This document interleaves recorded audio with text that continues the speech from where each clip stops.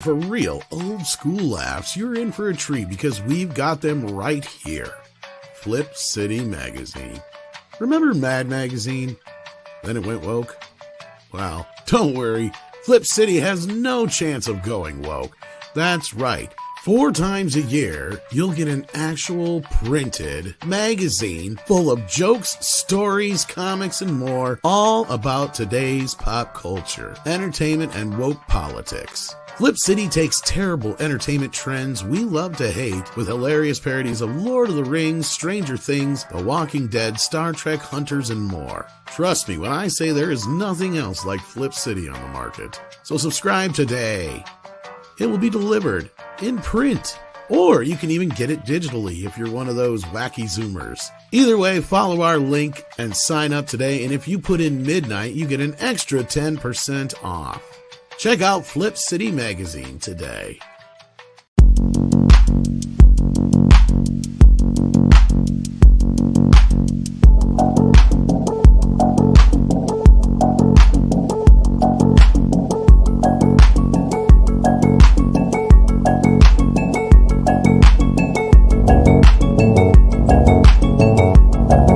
I like turtle.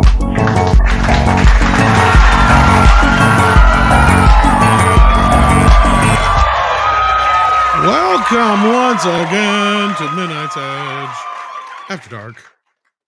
It is 6-something Central Time. CC is hanging out in the Ewok Forest. How are you doing tonight? You're muted. It's very quiet tonight. He's muted. Uh-oh. Nope, still muted. Still mudded. So I'll do it for him. I'm a Canadian hoser. Yes, eh? Now we can hear you. I hit the mute button. Yeah, no, I've been skiing. It's been Skiing, eh? surprisingly good, actually, despite the fact you don't see snow outside. There's that no window, snow but- behind you. How did you No. go skiing? Yeah, I know. No, it's been raining in You the skied on the village. trees. But up on high, it's There actually pretty is good, skeet so. on the trees. That's true. Oh, Lord. Also, we have Brian, as you hear there. How you doing, Brian? I'm doing very well, thanks, mate. How are you? Doing all right. I'd just like to Hanging in. wish Scottish poet legend Robert Burns a happy birthday. He was born on Oh. 25th January 1759. Hmm. Strangely, not still Getting up alive. there, then. I was going to Wow, say, he's he's getting up there. Well, he's had a lot of birthdays. He has. You know, the statues Is of he a him leap all, year baby or something? Or there's he could be. There is statues of him all over the world, you know. Oh, Not that anyone can pronounce his poetry outside of Scotland. You Gotcha. wish his statues happy it's all a birthday. lot of Old Lang whitey Syne. spicy stuff. Old Lang Syne. All Yeah. right. Well, we also have joining us coming in 32 flavors of Nick Weiser. How you doing? Nah. You said the thing. Hard and fast. Yes. Hi guys. What's up, Clobby, Price, CC, 70s, Tom. Hello, Hi. chat. Hey. Hello, Almighty Wrenches. Yeah. I had a quite a bit of a laugh at the Ridley comments, but let's talk about it. We're getting there. I'm just in the middle of introductions. We also have, as you pointed out, Clobbering Times. How you doing, Clobby? Clobbering. No, you did it better than I did. Never mind. It's clobbering time. Hey, Sounds like you my got some friend. rocks in your throat. Rock. I'm rocked off over the place here. Orange one. Well, I think it's orange. Thank you, Tom, Orange for having Man me. good. Hello, my dear friends on the chat. Price, buddy. Hey, Nikki. how's it going? Yes, we All right, also man, have good to Price see of Reason with us. How you doing, Price? I'm good. How's everything going? Hanging in there, doing the best I can. Let's see who we got in the chat here. We got Mars Needs Max. He says, hey, CC.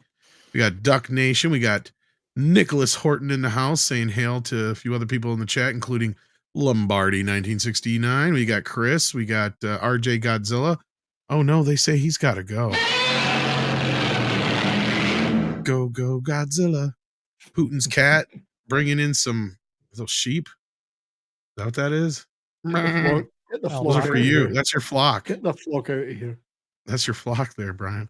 We got Coin Rogue here. We got Nick the Greek here. We got D-Bud swinging around that wrench, telling everybody to share out the link. That's correct. And hit the like button. We appreciate that here. We got Tornadoes here. We got, let's see here. Who else we got? We got Oh, I got to scroll up a little bit. We got Humdinger here. We got Emotionally Unstable Amphibian. I ain't seen you in a tick. How you been? We've got, let's see, Willie's in the house. We got Ezilla here. Another Zilla. And we also have Sin Scent. Is that how you say that? Or Sin 7 Scent? I don't understand that. I don't get that one. We got Mass Grave and Baked and Salty here. Let's see here. We got Davina Duckworth hanging out. Good to see you. Thank you for being here. Please hit the like button, share out the link, let everybody know that we're live at 5 or 6, whatever it is where you're at. We got Many Dragon here, and I got Sadie deciding she wants to go out. You were just out. You were just outside. Was that a Robert Shaw impression? Maybe. Live. Doesn't look like it was living. Got black eyes like a doll's eyes. Nice. Lost for Words has been here for 23 months. Thank you for that, Lost for Words. We appreciate that. We also have Tipping Barn coming in here. We got Moni G saying hello there. Thank you so much. And D-Bud saying hello to Sadie. Yes, that's right. Hey, look at that. That looks just like her. Oh, we got KB. Oh, yes, I know. Goodness gracious. Oh, wow. Wow. Well, you were just outside. Well, it's Maybe not my your fault dog you didn't needs go to potty. again. She didn't go. She didn't go. She got distracted. Puppy dog. Well, that's Sadie's- exactly why she needs to go. She saw that you started the show, and then she realized, okay, now I gotta go outside to potty. Pretty much. Sadie's telling you to put your clothes back on. So that's- Yeah, that too. Anyway, so like I guess I'll get this video started here since Sadie's like, no, it's time to go outside. Yes, indeed. So yeah, Daisy Ridley show. Sadie, you wait your turn. You sit and be a good girl. Sit. Good girl. Now wait a minute. All right, so she was on the Today Show here this morning in the 3rd hour, as it says here. Talking about her new Rey movie. Here we go. 15, Daisy Ridley made her big screen debut as Rey in the Star Wars film The Force Awakens. She, of course, went on to star in 2 more blockbuster films in the franchise.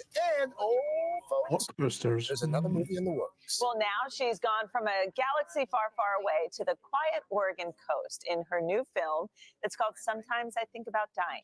Daisy plays Fran, a pensive, reserved office employee who comes out of her shell when a new... Do you want to come? That all right? 7.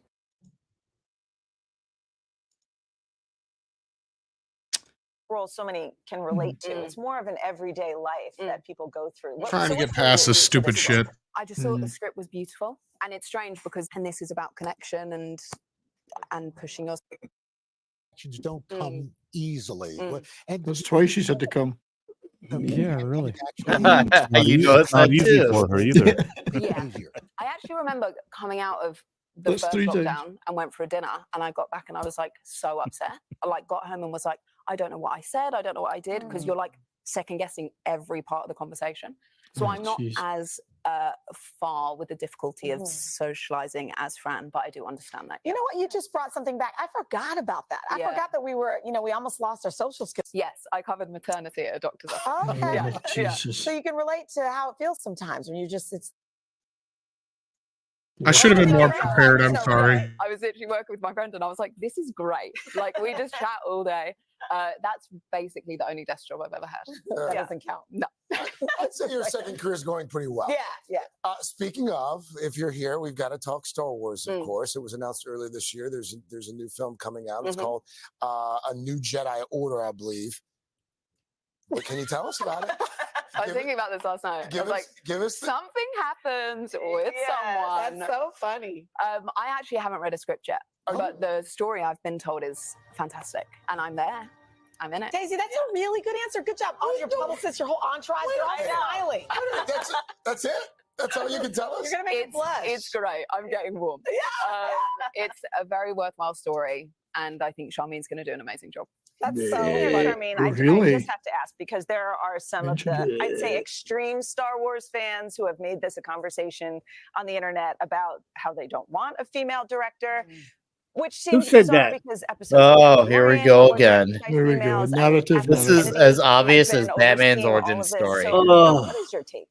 I think my take is things get blown out of proportion, and the interactions I've ever had with people have been nothing but wonderful and supportive.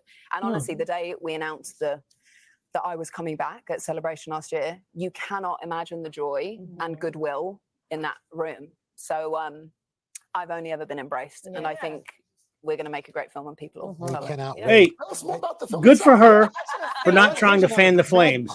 Yes, she handled that okay. I Your thought. husband wrote. Yes. What is that like? It's all you know, nonsense, when but you're- she handled it you're well. Working closely with somebody. She who didn't you go on the love. attack. Well, I had read his scripts before, but we had not worked on something before. And I had this idea landed from a job, in fact, just before making Sometimes I Think About Dying. And he started writing it. We have very similar tastes. So I think in that way it was great. Like, we always knew the film we wanted to make. And we were about to premiere it at South by Southwest, which is very exciting. And I feel like the film we've made is what we set out to do. And honestly, we had a great time working together. Oh, that's good. Yeah, just don't bite into that kind of crap. You know, All right, evidently it was supper time, not go out time. Took me We'll better that than go out time. That means you could still hang here. Okay, but she handled it very well. She didn't bite on that stupid question about. So all this uproar when it was announced, and the people said they don't want a female director. Who said that? Nobody, idiot. And she did mention Charmaine is directing it, so she's not been got rid of. Not as of yet. Oh, well, who knows at this rate? Because movies are there, then they're not there. So, but anyways, I think Tom's trying to say something. Shoot it off. No, sir. no, I was letting you guys react to this because okay. you guys are basically bringing read a script. Usually, again, the But media it's tried to good, start right? that crap, trying to get her talking that way. She didn't bite on it. I'm surprised. Maybe she's just not feeling well. I don't know, but or maybe she's just tired of I've it. never crap. felt that she's like a Brie Larson. I've always felt that she's rather polite when she gets interviewed. I don't think she goes out of her way to attack people, even before this. And considering that she's getting paid $12.5 million, right? She probably just said, I don't know if her own publicist or who guided her this way, but whoever told her to act this way did a good job. Yeah, smart. But just don't bite on stupid shit like that. And regardless of the merits of her performances or otherwise, nobody can put any of this on her, I don't think, particularly. No. I mean, she's just doing a job, and she handled that well. And I think she's right when she said, well, the fans there loved it. Yes, she has her fans, and they love it. Of course they do. That's great. She got a positive reaction, and she does that. That's that. And I don't know if it was Boyega or one of those other idiots who said, yeah, those all those phobes and this and all that stuff, would have started whining about him because this woman tried to give her the opening to do it. Yeah, they've got narrative. They had a big narrative there. She didn't bite on it. Not really. Yeah. So it wasn't especially when you think about like the Zeglers and what's that one from the Not Little Mermaid. This was easily the best handled one of the three by a landslide. Now I do have to question her statement, and I don't really fault her for it. The whole like the amount of fans she has. I think a lot of people aren't actually like fans. I think a lot of people just like the idea of her. It's kind of like the whole Miles Morales things. Not many people are actually fans of the character. They just like the idea of, oh, hey, look, this character fills up this amount of boxes. But that all said, whether there are those actual fans or not, she did handle this with class. She was simply referring to the people who were at that event where they announced it. And if you were at that event in that room, you were people who do like her. You know, yes, of the course, biggest right skills in the universe were located in that room. So of course she came out and they clapped. That's what they came there for. But when you release a movie, you can't just rely on the shills in that room. No, you can't. But yes, and that's what I mean. And even though all of those all she had shills to go on. they're questionable as fans. Yeah. They're questionable as fans because once again, as Obi-Wan Kenobi would say, from a certain point of view. Certain point of view, yeah. Nice. Yeah, but other than that, this was a better handled. Not even better, but this is the best handled statement I've seen of anything coming from her studio in quite some time, and that's because it was real. Because she was set up. Yeah. She was set up very well to go for it. For the bait was there, like that was very well set up for the bait. There. And the fact that she didn't bite, I gotta give her credit for that. Whether her character is great or not, obviously I'm in the territory of not. She handled that with class. I could hear that idiot thinking, that person who asked the question, like, "No, you're supposed to say And she's like, no, that's not what the internet was looking for. I want to talk about ists. You know, the istophobisms. Yeah, right. no, like I said, she does deserve credit for that. Whether this movie happens or not, I will give her credit for this. Yeah. It's interesting that headline, Daisy Ridley says sexism from Star Wars fans is blown out of proportion. I 100% agree with her because there was no sexism. No. It was people objecting to a franchise being destroyed by terrible storytelling and messaging, being chock full of messaging. It wasn't sexism. That's what it was. No, absolutely. And I think you guys are making a lot of the great points here. And I wonder, because here's the thing, the way these interviews goes, especially these morning show type interviews, these puff piece ones, tonight show type interviews, a lot of that shit is set up. Like they have somebody do a pre-interview with you, go through points of things that you want to talk about, maybe something the studio wants you to talk about. So yeah, so this is a conversation that it had to come up, but I'm curious if this was the actual answer that they expected from her, and or if this is just her real feelings, and this is not what this, because this goes against the studio narrative. We know what the studio narrative is, right? And the studio narrative is that the fans are a bunch of racist istophobes. Yeah. And you guys are right. That's the thing that stuck out to me more about this than anything. Forget the fact that she's, basically confirming again that Shameen Arbeid-Chinoy is directing the Star Wars New Jedi Order movie. It's still going to happen. She didn't attack the fans. She didn't throw them under the bus. And that's something that everybody has done even more recently with the whole Ahsoka and what's her face from Obi-Wan, the Moses chick, Moses Ingram. Yeah. Ingram. Yeah. Whatever her name was. Yeah, so I think Price, you've been the quietest so far. Maybe CC, one of the two. I mean, if you guys have anything more to say about this, I think it's kind of an interesting take. I wonder if it's a sign that they're trying to change things behind the scenes, or if she's just going against the narrative here. I mean, if she went against a narrative, it was diplomatic, meaning she didn't attack the fans. That could be the studio telling her that, but it could also be a good publicist telling her, listen, forget about all that politics with the studio. If somebody brings this up, just say that you love the fans and so they're so excited about your movie, which is the right answer. I believe somebody coached her. She got the right answer, whether it's a studio or just a personal PR representative. Could be either or. Because Kathleen Kennedy usually doesn't care about that stuff. Usually she calls everybody isn't-phobe.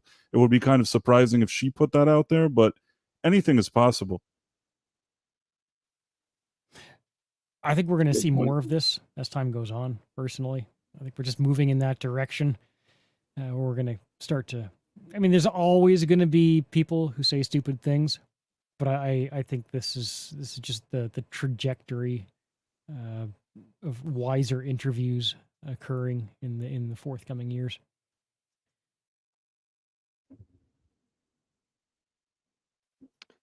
Indeed, and she did mention that she hasn't seen the script. Though I mean, maybe I'm a little bit sexist because my brain really locked into the whole Daisy Ridley says that it's blown. In all fairness, I do believe her on that. I mean, considering what we have seen and heard in recent years, where a lot of these actors and actresses, where they're told that there's going to be a movie and only certain stars see the script, and that's where I'm starting to think, oh boy, she's going to have a lot of scenes where she's probably talking to someone, and it's going to look like she's talking to air from a distance. That's what I'm already imagining, considering that she says she's not seeing the script. And that ain't her fault. I mean, that's the problem with these studios. They want to do all these things where as little people know the stuff too. I get you don't want to get spoilers out there, but it definitely has ruined a lot of scenes in movies. I mean, let's not forget the awkward of Doctor Strange and the Mom with Black Bolt, Reed Richards, and all that. Like, all of them spaced out. It was so obvious. There is no script.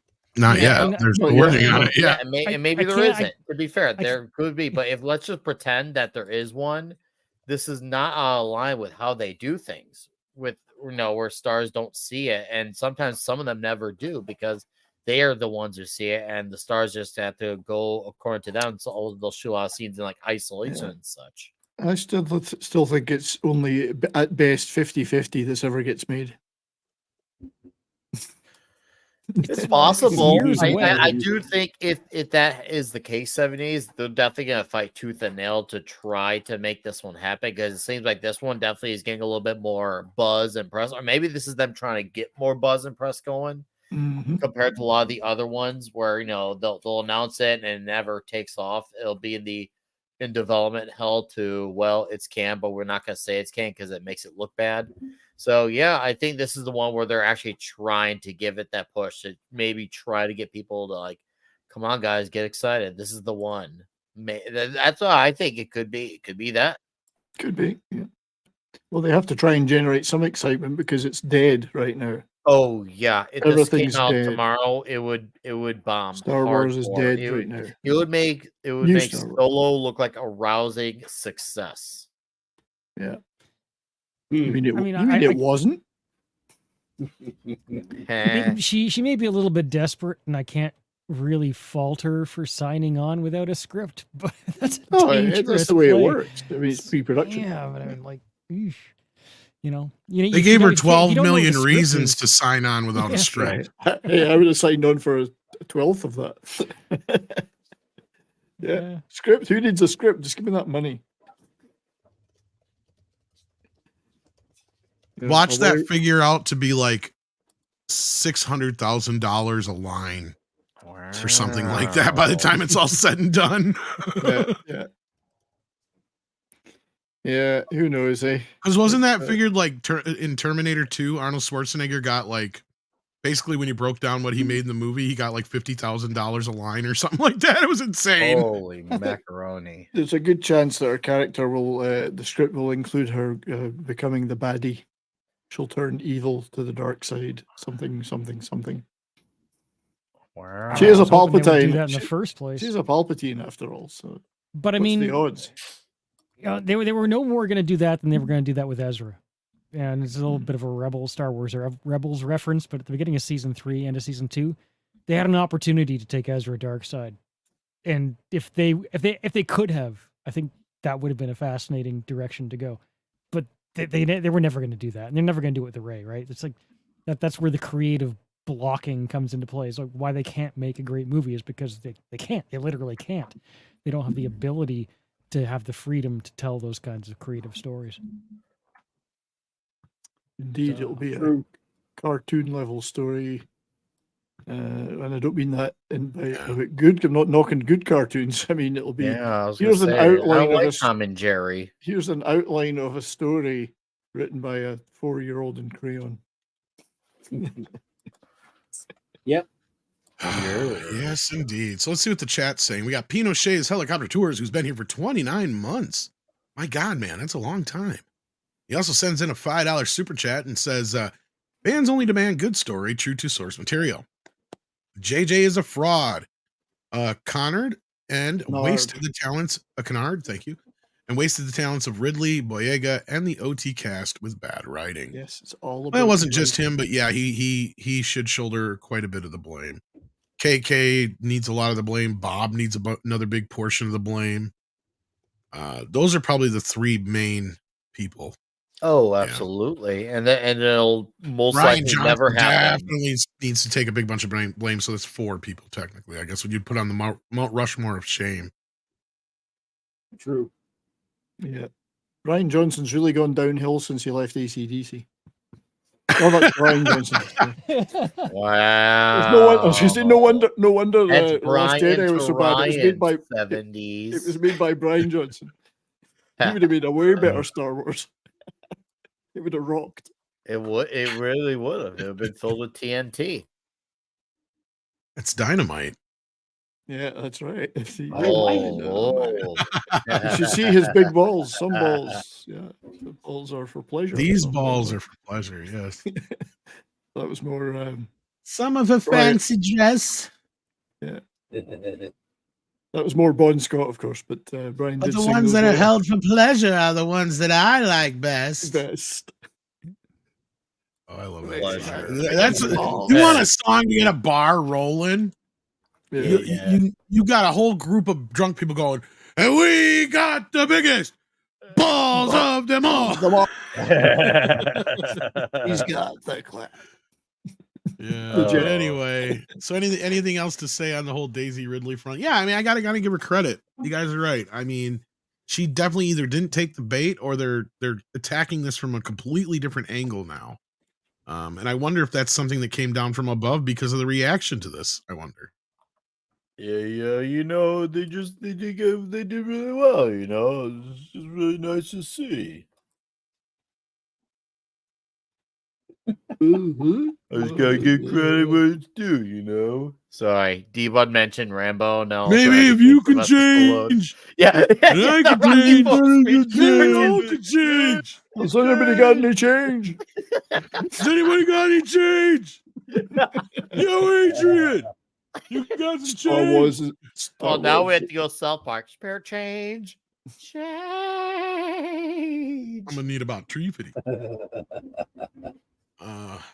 All right, kids. Well, it seems that our good friend Price here has a little bit of a story to share with us about Disney.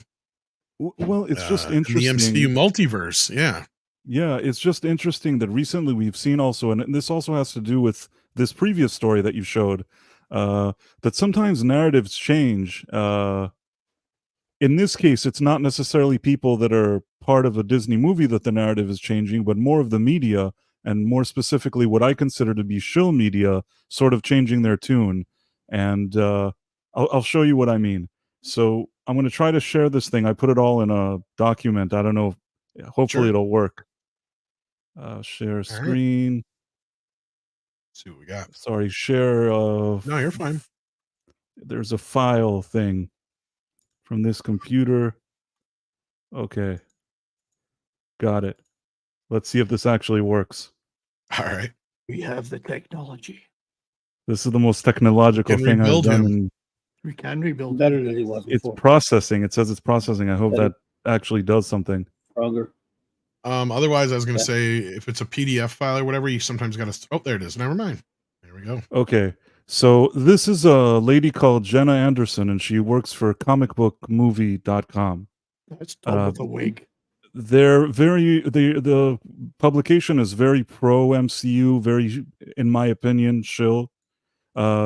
Just so you see, when there was Doctor Strange in the Multiverse of Madness, her review, this is Jenna Anderson, an inventive, outrageous turning point for the MCU, which, of course, this is a great review. She loved the movie. Next, you have Ant-Man and the Wasp Quantumania review, the MCU's wackiest work of pop art yet. Again, she loves this kind of stuff.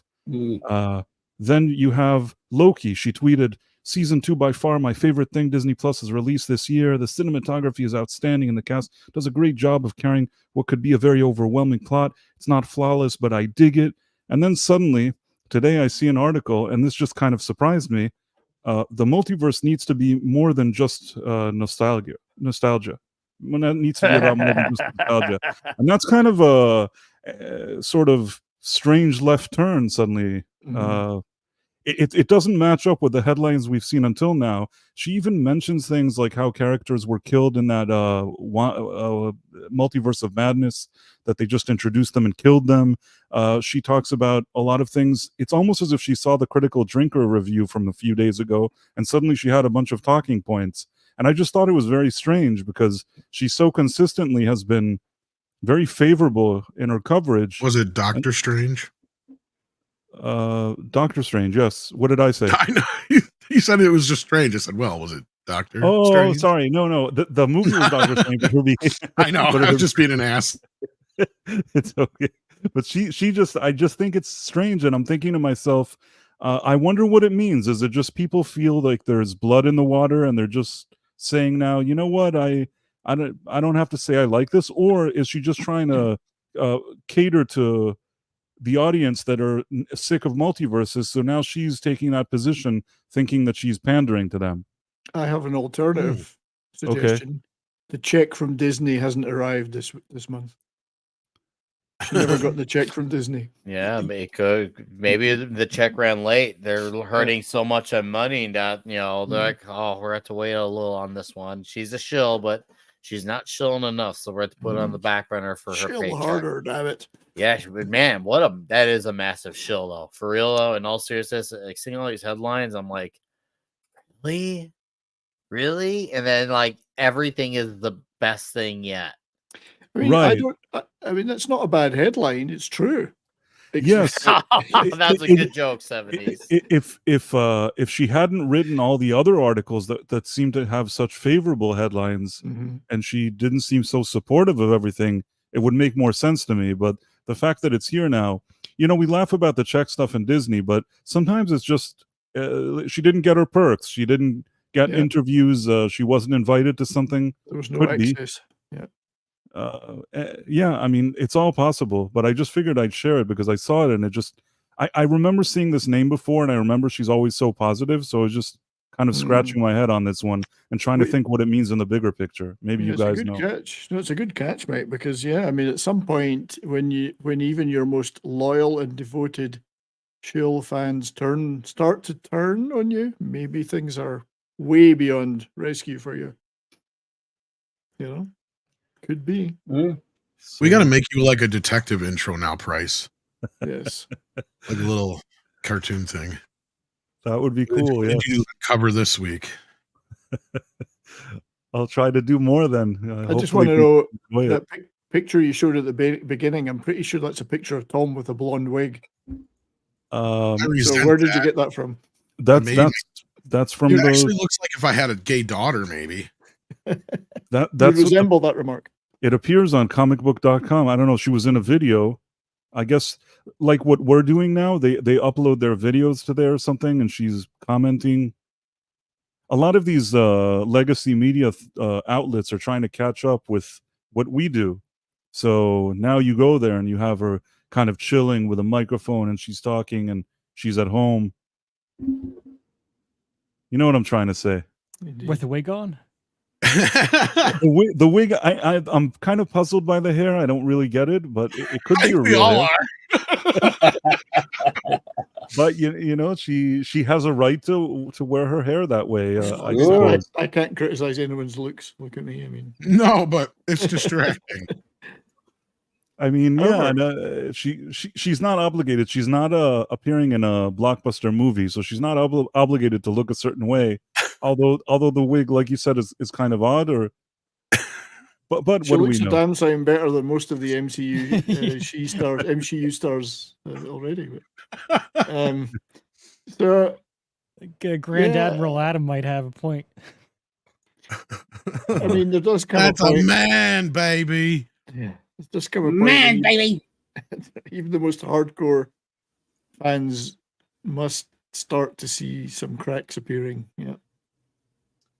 Well, yeah, and it's kind of interesting. And you know, it's funny. I'm glad you brought this up, Price, because this reminds me of something I reposted this morning. Let me bring it up here. From all of our favorites, Miss Taylor Lorenz. Yeah, that was ridiculous. So that kind of ties in with this, actually. So let's jump to that, because I see what you're saying now. But I wonder if also this, going off of your theory, I wonder if it's out of fear of them becoming obsolete. I think it is. I think they're starting to feel maybe that really they're considered the legacy media. So all these people are trying to say, no, we're not legacy. You don't like the legacy media. We don't like them either. We're not legacy. Their usefulness is maybe at an end. Yes. Right? So let's check this out, and then let's kind of react to this as a whole, because I don't think this is a coincidence at all, Price. No, I don't think so either. Basically in a free fall. Today, the Los Angeles Times laid off 115. The entire journalism industry is basically in a free fall. Today, the Los Angeles Times laid off 115 employees. They wiped out their entire DC bureau in an election year. They laid off pretty much all of their sports teams. They killed their entire tech and business section. They laid off breaking news writers, social media editors. The list goes on. But what's really dark is this is just the latest in months and months and months of layoffs in the media industry. In fact, tens of thousands of journalists have been laid off in the past year. Major media companies like BuzzFeed News have completely shuttered their news operations. Time Magazine also just laid off a ton of people. And Sports Illustrated basically shut down last week. Pretty much the entire digital media ecosystem that myself and a lot of other millennial journalists came up in has been completely hollowed out. And it's not just digital media sites. Local news has been the newspaper industry is cratering. Radio is essentially dead aside from NPR, which has been gutted. Meanwhile, hundreds of workers at Condé Nast, the parent company of pretty much every major magazine from GQ to Vogue to The New Yorker to Vanity Fair, are on strike because they're also facing impending layoffs. Even mainstream national media outlets owned by billionaires like the Washington Post, where so I you work, protest and if you're going to get laid off to make it easier to fire you? If you're a young journalist today, there's almost no on-ramp to traditional journalism. Even if you do get a job, journalists' salaries have been stagnant and even declined. And by the way, we don't make that much to begin with. I don't think people understand how bad the world would be without journalists. She's got Wait, let's listen to that last part again. People understand how bad the world would. And by the way, we don't make that much to begin with. I don't think people understand how bad the world would be without journalists. Oh, it would be so much better, honey. And notice how she's in front of a few books. She's wearing some T-shirts. She's just all kind of, you caught her in her bedroom. You know what I'm saying? She's trying to be very, very unofficial here. She's not the legacy media. She's trying to be candid. Yeah. Yeah. She's doing kind of editing cuts. Everything seems kind of very YouTube-ish. She's a YouTuber. She was never legacy media, according to her. Anyway, well, it's also like this millennial shit. I don't know about that. Like, I can't find a definitive age. I looked. I think she's older than that, but that's just me. I think she's in her late 30s. Oh, I thought she was older. Late? You think maybe early? I thought she was older. I was gonna say I've heard everything from 40 to 50. Yeah, for this woman, I thought she was older. Oh, but if it was 40 to 50, the weird thing is I looked it up online and it said it didn't know her age. Even Wikipedia was guessing. It's like 36 or 39. That's what I'm saying. The best I can come up with is between 43 and 50, actually. Weird. Despite the commentary, she's easy on the eyes. That's okay with me. You know? But her voice cancels that out, in my opinion. Well, yeah. Like you just hear her speak a few words, and you can already tell by the way that kind of rasp at the end of words, like at the end of each word. Can't really explain it, but when somebody is kind of BSing you, then they have that kind of rasp at the end of a word. I don't know if you guys know what I'm talking about. I do, yes. No, yeah, I'm thinking. It doesn't sound sincere. There's something about everything that she's saying that just sounds so phony to me. Well, I agree, but also cry me a river, you know? Yeah. These people did it to themselves. And yes, the world would be worse without journalists. Real journalists would be great. My eyes are locked on her chest. What chest? She's like, locked. I'm starting to try and figure out what you like. Look, all I know is CC. You and I can go to bars together, I guess. Sorry, because you and I go for two totally different types. She's locked. Man. I'm kind of kind of cute. She has a chest, and she's got your eyes. You can come too. In it. All right. You know, I mean, I didn't say it's like super hotness, but certainly don't look no 40, and she's kind of cute. I don't know. I like mine a little shorter and a little rounder, I guess. I don't know about this. Oh, okay. Not roundness necessarily, but like some shape to them, yeah. Shorter, I can't really tell. She could be tiny, short. Well, I mean, it's probably short. She's probably short. No, you know, a lot of chicks don't look at as much. I did not say that, Grand Adam or Adam, but I didn't say it, not say it. Yeah, vocal fry. Everyone's saying that's what that thing is at the end. There's a disingenuousness about her, but she's just disingenuous. Period. So that's her attitude. I'm just saying clearly, you know, like Cece's just talking. You know, Cece and I are talking a little superficial here, aren't we? I mean, anyone that thinks BuzzFeed added anything to culture is immediately ruled out. In my she's opinion. An idiot. Yeah, she's an idiot now. Yeah, just these. No one's crying over these people. They've had spent years. So so I gotta ask. Yeah. Like, do you guys think there's a connection between this and the sudden turn in certain reviewers and stuff like Price was showing us here? Possibly. You know what? There's one thing that all of them have in common. Even the Daisy Ridley, even this, and all of them have in common is that I think that they're starting to understand how powerful YouTubers are. The fact that this lady with the multiverse, she, how did this slide thing come up? I put it up again. No, I just brought it up because I was referring it to it. Okay. So this thing, the Daisy and her are all scared of YouTubers, and even the fact that the Critical Drinker released a video that probably, like most of his videos, 1 million people watched, that he was talking about the multiverse and all this exact stuff this week, that she would suddenly have an article out of the blue like this. It's almost like she's sitting and thinking, well, what's this guy doing? People are watching his videos. How do I become relevant? And in the case of Disney, they're afraid of YouTubers saying that now when YouTubers get annoyed and they say that this thing is going to be crap, it matters. We're at a point yeah, where they freak YouTube out for a channels reason. like YouTube channels are getting cable television numbers. Cable Right. television and that's keeps going where down. Yeah, and CC, that's where the advertising is going, not to legacy media outlets like the LA Times. No advertising, no money, no staff. I don't think a lot of young people are going to the corner store to buy a newspaper anymore. No. And I Especially think those papers. Not at all. Not at all, in fact. And And the mo- newspapers some of them did try to go to the internet and have, and put their paper on the internet to, and I can't say that was a bad idea, but that's also not the same as what we're doing on YouTube. You're taking the No. newspaper and putting it on a website, but you need more than that. And they're easily purchased. I mean, easily bought off. I don't want to say names or whatever, but all these kind of online publications have become vehicles for a very specific, usually it's a very specific political angle. And I think that people today just feel like going on YouTube and hearing some person tell them some stuff, and they feel that's more authentic. And I really feel like this is a sign that something that started, and a lot of you, I mean, at least Tom, I've known for years, and we've been here for years, whether it's on Twitter, YouTube, or anywhere else, criticizing. Years ago, we were, quote unquote, the vocal minority. Today, all these people that were calling us ist and phobes, they're trying to be more like us. Now, I'm not saying me personally, because I'm not that big of a fish, but I mean, people like us. People, they're trying to be like us. Maybe more like I Tom. agree. Well, not just even me. Like, I agree. Like you said, they're watching people probably like Critical Drinker and Gary and some of these other guys.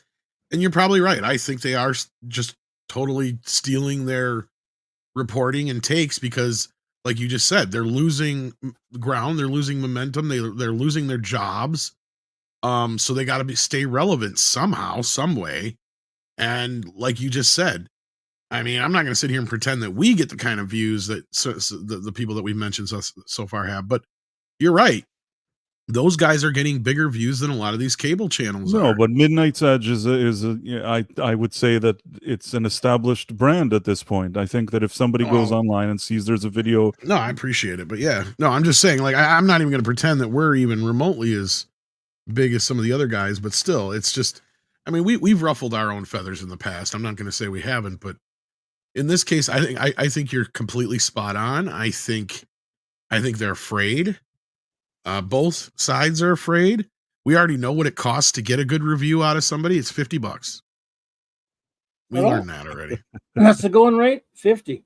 No, you didn't. Yeah. You must not have been with us that day, Clobby, or it was something I think we covered on the main channel. I missed out on that check as well. Where's that? Yeah, my check? Critics got busted giving good reviews to movies on Rotten Tomatoes. I believe it was $50 a pop. Yeah. Wow. Well, it's been going on forever. Only $50 in every other forums, but yeah, there you go. that's not new. But every little I mean, bit she mentioned the list of Sports Illustrated, Vanity Fair, Vogue, and others. She mentioned a few others. These publications all took the DEI shilling and went hard on the message, and they sit on the shelves. No one's buying them. No one's reading them. They sit there. These glossy, no longer relevant 20th century magazines are sitting there unread. No wonder they're going out of business. You can't pick up one of those now, look through it without going, what the F is this? So they get what they asked for. You know what's funny is in my local Walmart, the magazines are literally positioned so far in the back midsection of the store where nobody really goes. They're in the dead spot, like they're in the dead zone behind the toys. It's like, yeah, if you got to find a magazine, good luck. But no, they're most of it's online now anyway. We know this. But it's kind of funny. I'm not going to say I'm not getting a little schadenfreude out of it. To see people like that who have been obvious shills for years now having to turncoat a little bit. And could it be that the money's dried up? Maybe. Could it be the access is not there anymore? Could be. Otherwise, it could be the other factor, and that was something we saw during the Rings of Power was kind of where we started to see a bit of a turn. There was a lot of hedging in a lot of those reviews, and then when we got to the other end of it, especially if you check out Andre's, I think he did a postmortem on it, or he definitely did a report on it, where basically a lot of these critics could not lie anymore about these shows and movies because they know that they're losing face, right? Like nobody's going to believe them. You cannot movies and shows like Rings of Power and Velma. How can you actually give them a good review and to have somebody take you seriously? That'd be like me trying to argue that The Room is a cinematic masterpiece up there with Goodfellas. You know what I mean?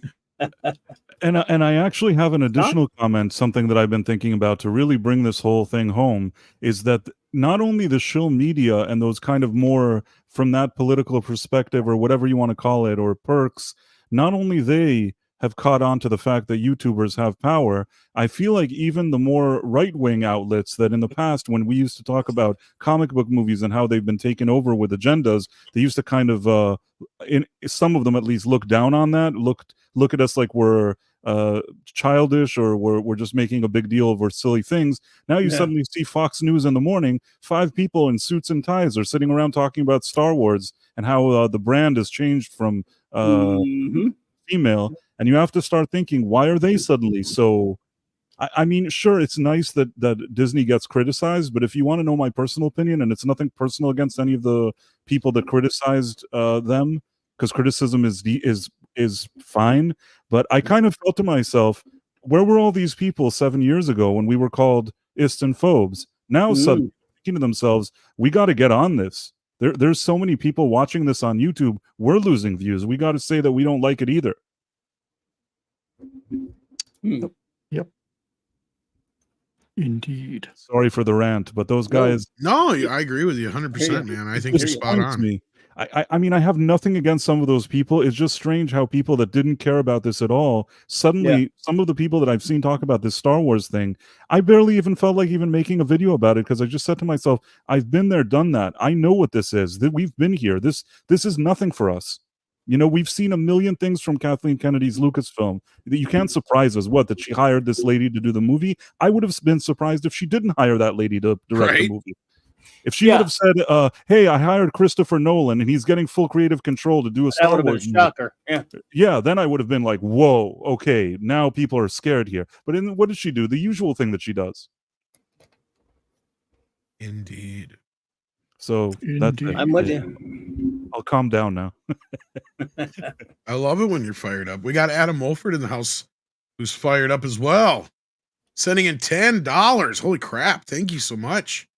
It says back when my wife was going to college, if I could actually speak tonight, buddy, I got the whole party singing "We Have the Big Balls." It was the most ridiculous, funniest thing. 30 drunk college guys. I know. Nothing gets a bar room going like big balls. And you got the women and the men all singing together. And everybody knows we've got the biggest balls of them all. Exactly. It's hilarious. And thank you, Adam. And then we got Pinochet's Helicopter Tours sending in a $2 super chat here. Thank you so much for also being a member. It says Lorenz is complaining about being hollowed out. Well, that can be taken several ways, I guess. That's what she said. Exactly. Yeah. Oh. Jesus Davila gifted a membership. Thank you so much, Jesus. We appreciate that. And with that, do you have to leave us now, Brian? I think you I said do. I have to go and eat. You know. Oh my goodness, what's wrong with you? It's shocking. What a big sissy! Oh man. Yeah, he's whipped by the wife. What a sissy has to eat, man. Well, only if I'm lucky, Tom. None of us eat around here. Put a chicken in, make her gay. So none of us eat around here, dude. Come on. No, well, I was eating while you guys were yakking before. Like, I can't say shit. It's been fun as usual. Thank you, Tom. Thank you everyone else on the panel, and thank you to the great chat I will see you all later on Comics Division Thursday Night Throwdown. Be good, bud. See you later, man. Yeah, bye. All right. Well, with that, I got a couple of updates here. Did we get it? Yeah, we did get the super chats. Oh, we got one more from Daryl Brewer here. It says big balls and certain Wheeler Walker Jr. sounds would always get the bar I worked at going. LOL. Wheeler Walker. I don't know. I don't know that. Know any Wheeler Walker? Wheeler Walker Jr. no less. Yeah, I'm about to check that out. I don't know none. I don't think I know him. For them. I bet 70s would have known. Would have possibly. CC karaoke. That ring any bells? Vaguely, but not really. Sounds country. I was gonna say sounds country western. We got both kinds of music here. Country and western. It does sound country westerny, doesn't it? Yeah. My dog ran away with my wife. My brother had sex all my life. He slept with my dog and burnt down my house. I Googled it. She's a country music fan. There you go. It's one of his songs. So there it is. There you go. Well, as you guys know, I've been discussing this a little bit here and there. Skydance has made another offer for Paramount Global. Now, yippee. I don't know if this is the same one as before, or if they made a new offer, because what's his face, David Ellison, had made an offer, a cash offer, like last week. Star Trek. It was for only like $5 billion, which is like half of what the company's kind of worth. But if Skydance gets involved in this, it would, and this is what I was talking about before, the Star Trek rights are kind of complicated because you had the Skydance / Bad Robot deal. Plus, then you have Kurtzman involved now with Secret Hideout, which, from what I've been told, and it does seem to be the case, has some kind of stake in Star Trek. So there were a few possibilities going around of what could happen if there was a merger with Warner Brothers, if Skydance were to buy them, or if Kurtzman were to buy out Star Trek out all out as a whole, or if he would be bought out and he would just fuck off over to Amazon.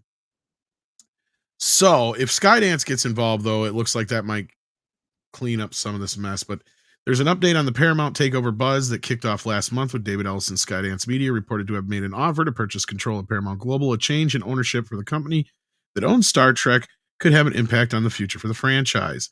Over the last month, it has become clear that Sherry Redstone is very interested in selling her controlling interest in Paramount Global, held through her company, National Amusements.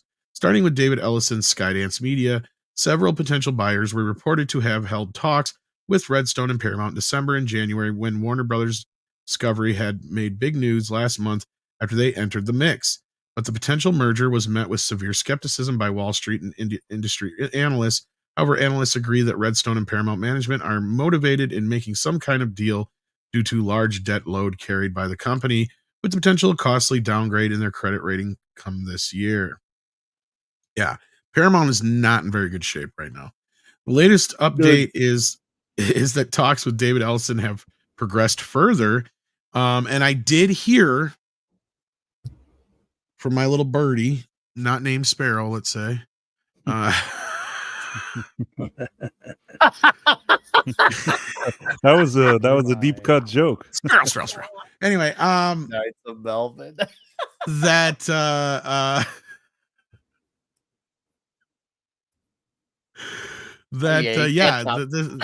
that this was actually kind of getting to that next level, and that they may have this may be coming together for Skydance. Now, it makes me wonder if they're going to separate out CBS or if it's still going to be part of the package, because that is part of Paramount Global since they've remerged. And Warner Brothers seemed to be more interested in the CBS side of things because they wanted the sports, they wanted CBS to have a network, and they wanted to use their news to come in and clean up CNN, was the report going around, and also things that I was hearing myself. But yeah, I'd heard this is kind of taken another step forward. So I wonder if there was more money injected from somewhere, because there was a second party involved in this as well. Redbird, I guess, is the company, and a company I'm not too familiar with. that means maybe they have the money now. But anyway, the latest update is that talks with David Ellison have progressed it the furthest. On Wednesday night, Bloomberg first reported Ellison had made a preliminary offer to buy National Amusements. This was backed by CNBC reporting Ellison wants to take all of Paramount Global private. Skydance, which is a smaller company, would need additional, this is just what I was saying, would need additional financing for such a deal. It has been speculated that Ellison's father, billionaire co-founder of Oracle, Larry Ellison, could help provide capital for the deal. According to Deadline, Ellison is mainly interested in the studio, but Paramount won't sell its crown jewel alone. Fortune report. See, and this goes right. This is all what I was just hearing. Anyway, so it all sounds like that's the case. And then we'll get into Star Trek's future here, but I don't know if it's in this or not, but what's his face? Bob Backish put out a statement, but what he didn't mention at all, I believe, was this merger deal, but he did talk about some layoffs. So that's another part of the story too, is they are looking at a bunch of layoffs at Paramount.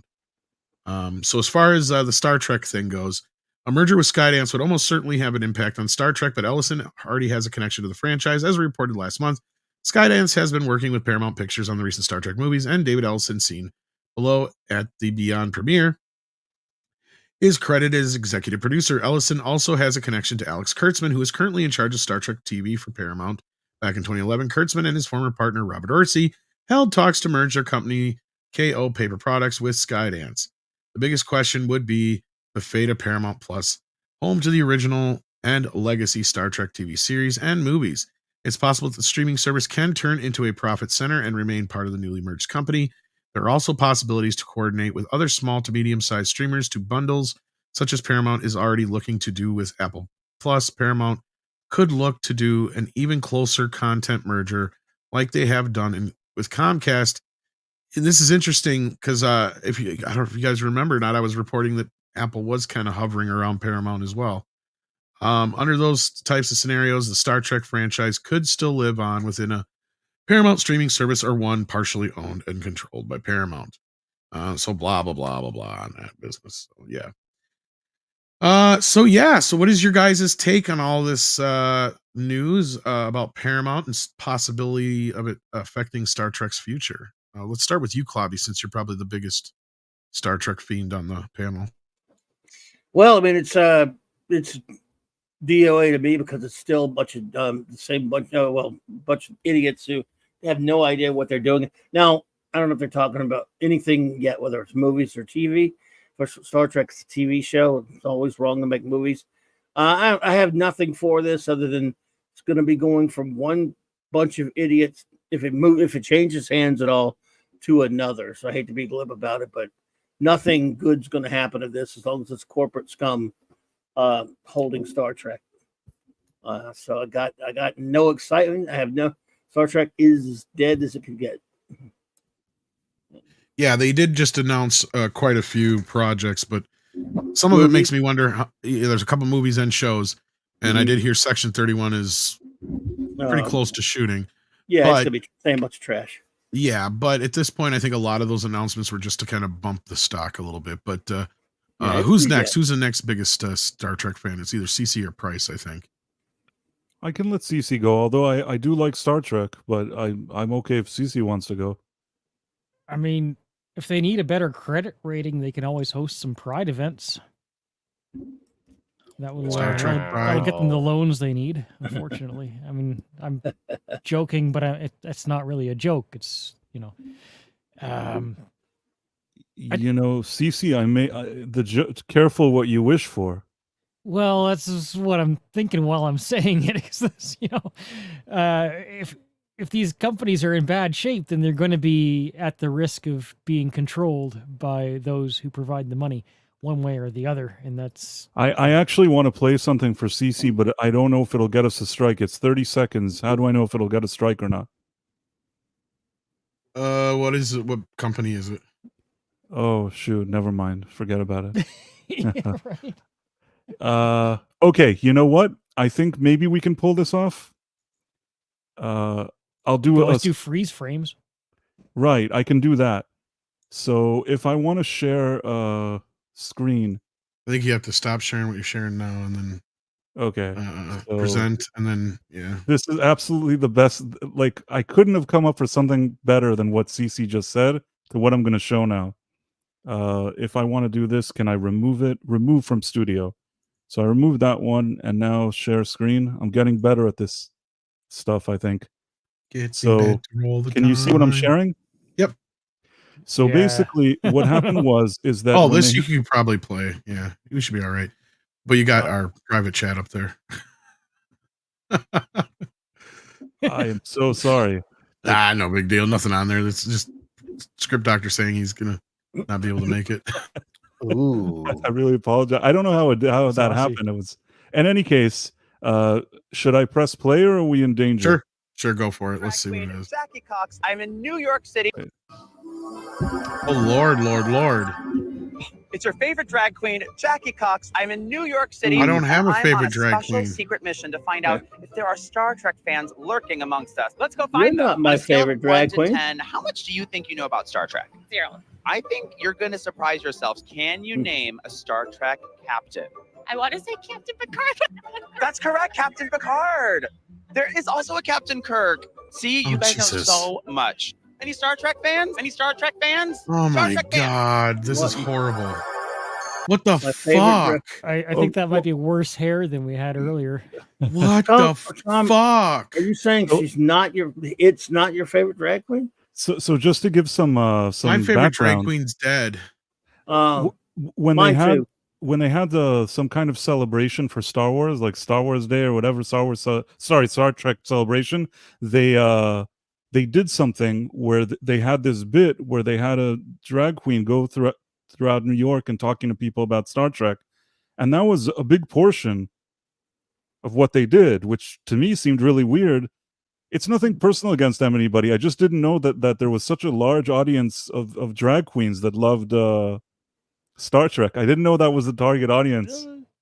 That's how you get the loans that you need to finance the production. All about the drag queen in Star Trek. I've always said it. I guess just to be clear, this isn't something that somebody did in their basement. This is proper official material from Paramount themselves. Well, how many times I said it to you, Price? Star Trek. If you want to keep Star Trek going, go after the drag queens. I mean, When did you share that? Because I can't even find it on your page. I think I closed it. Should I send you No. a link? No. Send me the link because I can't even find it on your page, man. This is something that happened a few months back or something, but I'll pull it up. Oh, okay. That's okay. I was gonna say It happened a while back. It flew under most people's radar, but I kind of saw it and I said to myself, "What is this? This is so weird." They look like they would be STD viewers. I think it might be a man. Those people. Well, I definitely know a thing or two about STDs. Yeah. I'm gonna plead the fifth on that one. Yeah, but they look like the people that probably watch that crap. So here, I just sent it to you in the private chat. I just wanted to. Yeah, I want to share it. Mike, they look just like Michael. Oh God, this was back in September. I can't believe I missed it then. Yeah, I'll tell you why. This is the weirdest thing. They did it behind a paywall.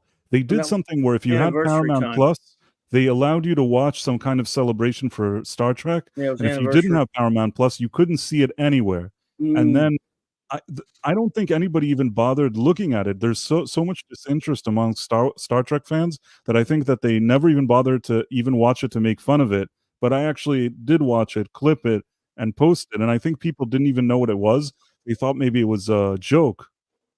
It was how long was the thing? It was like about that little clip you got, or it was a little bit like multiple interviews or something. It looks like there's more to it. Yeah. This is what I remember. The whole thing that they uploaded behind a paywall, there was maybe a few things, but there was one video that it was about 10 minutes long from what I remember. Now, 4 minutes, it had all these kind of cringe B-level celebrities or something watching clips from different eras of Star Trek and making comments, but it was so cringe, really, really cringe. Like reaction videos, like trying to do a reaction kind of, they're watching a scene like what they see on YouTube, what we were just talking about. So they tried to do that with a few B-level celebrities that mainly their Paramount are plugging their own shows. So they launched some comedy with some actor or actress that I didn't even know who they were, and they were talking about watching, but they also stuck in Discovery. It was really annoying. So 8 minutes of that, and I think the final 2 minutes was this. And I'm thinking to myself, 10 minutes, you did a whole video to really get people excited about the celebrating Star Trek, and this is what you got? 8 minutes of weird reactions from people that have nothing to do with the franchise, and this weird thing at the end. Just very strange. I don't know. These companies sometimes really surprise me. Yep. Can't get out of their own way. Who wants to talk about Taylor Swift? Yeah. The fix is in. Fix is in, man. I'm so sick of the Kansas City Swifts. No, I don't give a shit about the Kansas City thing. No offense, Chiefs fans, but yeah. So Taylor Swift is reportedly furious about the AI-generated fake nude images. Considers legal action. Oh, she should. And I gotta ask everybody: is this the person who might actually get some kind of change I haven't heard when of it comes this to AI? I hate being in agreement with her, but yeah, I would actually hope to be consistent and fair in her favor. Yeah, that would be the thing that sets a precedent that this AI stuff is not good, because if it's generating stuff like that, that shouldn't be a thing. So even a broken clock could be right twice a day. Well, see, I'm more concerned with like celebrities or politicians or people with, like fake videos and AI stuff coming out that's going to trick a lot of people into thinking one thing or another about, somebody that isn't true. Like we even had recently. It's here. Yeah, that one celebrity tweet out those pictures of Trump or whatever it was, Mark Ruffalo. Yeah. And got busted. And then he turned around and blamed Elon Musk. And it's like, what the hell? It's like, what does Elon got to do with that? But no, and I think AI is kind of a slippery slope. And again, I'm kind of with Nick on this. I don't give a shit about Taylor Swift, but I do know one thing about her. She might be able to get done what Hollywood and some other people couldn't get done. And that is put some regulations on this AI shit. Because I think it's getting to a point where it could be dangerous. I know some people are like, oh, you're overreacting, but am I? Am I really overreacting? No. How long until we have where an AI generated version of the president comes out and says, something? Well, I mean, we're already at that point. The trick We're in is that Civil War. further, Get out there and get your guns and fight everybody. Yeah, I mean, the further we go, it's going to get harder and harder to be able to differentiate what's real and what's not. True. I think it's very dangerous. Synth brings up a point. Is there any putting that cat back in the bag now too? No. And I think that the genie is out of the bottle, and we've seen like what they did with, let's say, I'm going back and thinking of Napster or something like that. All the record labels, how dare you do that? You'll never download again. We're taking it down. We're taking legal action. And did it really help them anything? It helped shut down that specific thing. But once the genie was out of the bottle, they couldn't stop other music sharing sites or other forms of music sharing. And at the end, they had to adapt and go more for a different business model because they had no choice. But with AI, this is far more dangerous than Napster. I agree. It's a different kind of animal, right? Like, right. It's not sharing something that already exists illegally. You're literally taking the likeness of somebody and putting them on something or in a position, and we already had this with CGI elements and reface and some of these other stuff already. I mean, some of us can kind of tell. Sometimes it's not that hard to tell that it's fake, but you guys, it's really difficult to make an argument that we haven't got to that point now where it almost is indiscernible from reality in some cases. So again, I feel like this is a slippery slope, but I wonder if she's one of the few people who's powerful enough after she sues a few people or a few companies that make these AI generated images that the government steps in and starts doing some regulation because she's popular enough. I don't know. I mean, we could see something happen, I think. Anybody else got anything on this? I just thought this was kind of an interesting bit of business. Even if you take, preconceived notions and feelings of how you feel on her, this could also affect people. This AI stuff, this is a very scary thing because people could be accused of saying things or doing things that they never said or did. And it kind of weirds me out when people entertain like the perks of AI, because I feel like the bad outweighs it so much more. And it's sad that it needs to come to this in order to, have someone put their foot on this. But, I guess whatever it takes at this rate. I'm not generally in favor of regulation, but this is a case where you probably just need to make it illegal to, use someone's likeness against their consent in sexual videos, AI generated videos. Just, there needs to be. Well, that might be the compromise to it. I think it might just be that celebrities and protected, like anybody's own image that's not an AI generated thing, is probably going to end up having to be protected. And I mean, we do have some laws that kind of protect those things as it is now, but that's usually from you benefiting financially off them. But I guess, yeah, that's where it comes into where is the government going to have to step in and make some regulations on, using the likeness of actual people on these AI machines. That could be an interesting case. I mean, that won't stop it from happening, but it's at least control it to a certain degree. And again, like don't think that all these companies that do the AI stuff won't conform, because they already conform with Disney and shit, and doesn't matter. Like I can't, unless I get creative with my wording, like it'll sit there and tell me you can't make that image because it's against their policy. Maybe what they'll do is that certain big names like a Taylor Swift, anybody that has an AI will just put in something that says no Taylor Swift. Somebody asks Taylor Swift eating a banana, they're not going to get that. That's basically what I'm saying already. Yeah. Like Price, like a lot of them, you can't do anything Disney or certain things already. So right. So I agree. Basically, what you're saying is correct, and I'm agreeing with you. And they'll just focus on, and maybe the ones that are the biggest and complain the most are the ones that they're going to do that to. But probably smaller time ones, they're not going to be able. They can't enforce everything. I mean, like I think so. When the speed limit's 50, and everyone goes 60, right? So there's going to be a lot of cases where it's not worth bothering with, but you still have to protect the cases where it's actually like definitely doing harm. You're gonna try and and that's just it. It's like do or you gonna exactly like how long before some pissed off mom uses it in court to make her baby daddy look really bad or something like that, saying some shit he never said. Yep, that's that's the stuff that I'm scared. Or you've got somebody supposedly confessing to a crime they never committed. Yep, like we're just a small step away from this. That's what scares me the most. Why are we not entertaining those conversations sooner? Because everyone is always thinking first about convenience, and that's what drives me crazy. It's just like we need to stop thinking of more. We need to think of where do we draw the line and say, okay, we have peaked with all the stuff. We need to dial it back.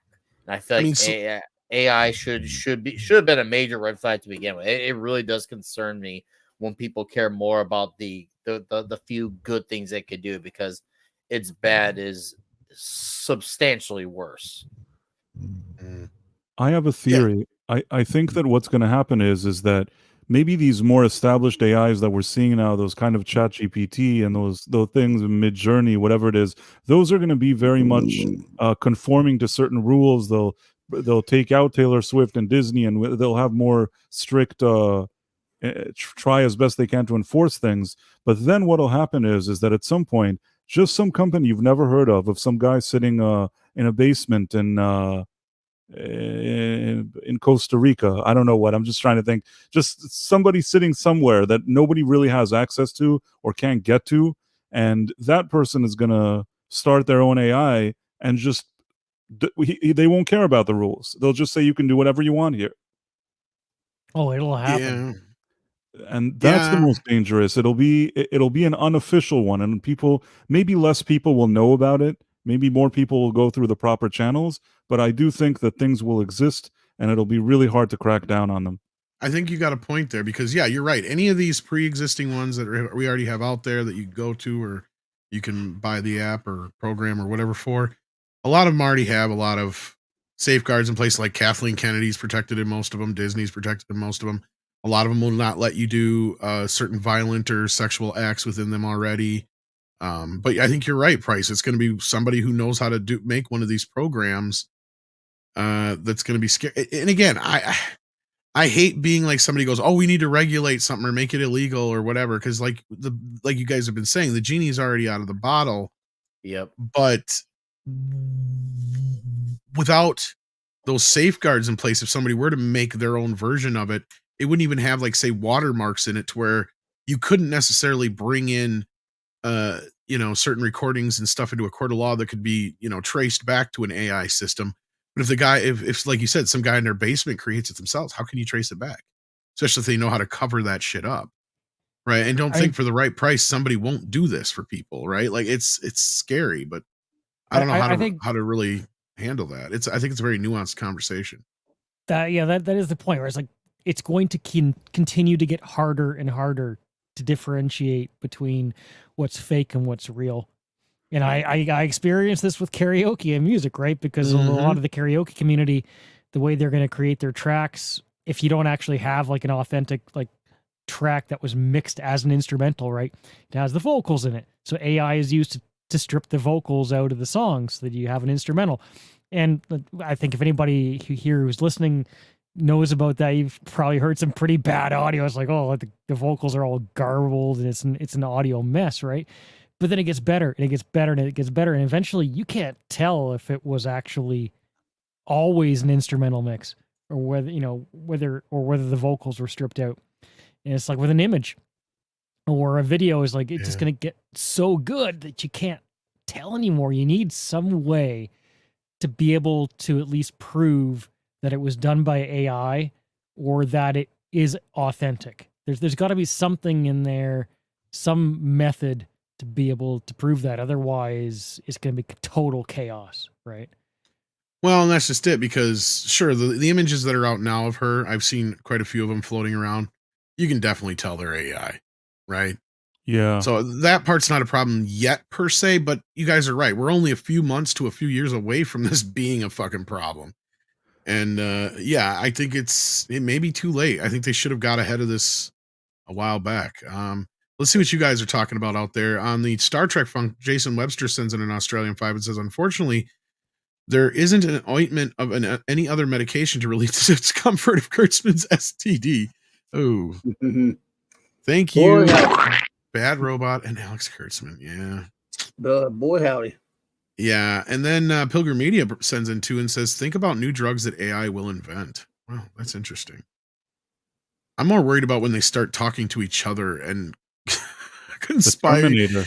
Because isn't that what always, you guys ever notice this? You ever read these stories about these AI systems they build, and it never fails that these fucking systems end up creating like their own language, so humans can't understand what the hell they're saying, or they end up coming to a point where it's like, yeah, people should just kill themselves. That's actually not too outrageous. I know a friend of mine has been toying with that, where you can create AIs, like AI characters, and then you can have the AIs talk to each other and learn from each other. They had that in some setting where they were doing that, and what happened was the AI started creating their own language. Exactly, right? And you have to wonder exactly what's going on here. Maybe it's just a shorthand for them, but they could also be plotting our doom. We don't know. It really makes movies like The Terminator and even 2001 really ahead of their time in that sense. That's my point. Is like name a sci-fi story or movie where the AI is good. Yeah, there's not one. It's like trying to name any story with government being the good guys. It does. It's not a thing. Yeah. I'm sorry, Dave. We've had enough movies and shows throughout the decades, not just the last few years, decades of examples of what we should learn from.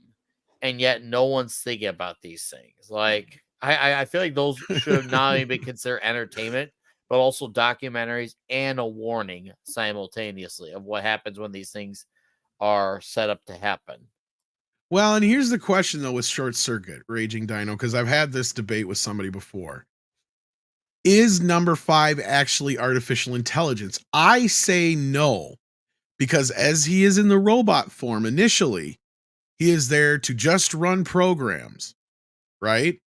When he gets struck by lightning, it's a sentient thing. Like he's touched by the hand of God, right? Like, so he is no longer, he is a robot in body form, but I mean, they kind of make the argument that he is alive, right? Like Steve Guttenberg puts him through all the tests. He is like a child growing and learning every day. It could be argued that he works like an AI, but the fact that he wasn't built as an AI, I don't think qualifies him as an AI. Does my argument hold water, guys? Do you think? I can work with that. Yes. Yeah, I'm with it. Ali Sheedy is in that movie too, right? She is. Yeah. Oh, remember her? This is true. There was Bishop was the other exception. But as a whole, though, like AI is not a good thing in the alien universe. Bishop is like the exception to the rule. Right. Pilgrim Media sends it to and says, "Let me in, Hal. I'm scared, Dave. I'm scared, Dave." Oh God, I love 2001. I can't believe that one kid was going. Did you guys see that when I reposted that kid that was going off about 2001 about it being boring and shit? I'm like, fuck off, dude. Don't Dave. Dave, I'm losing my.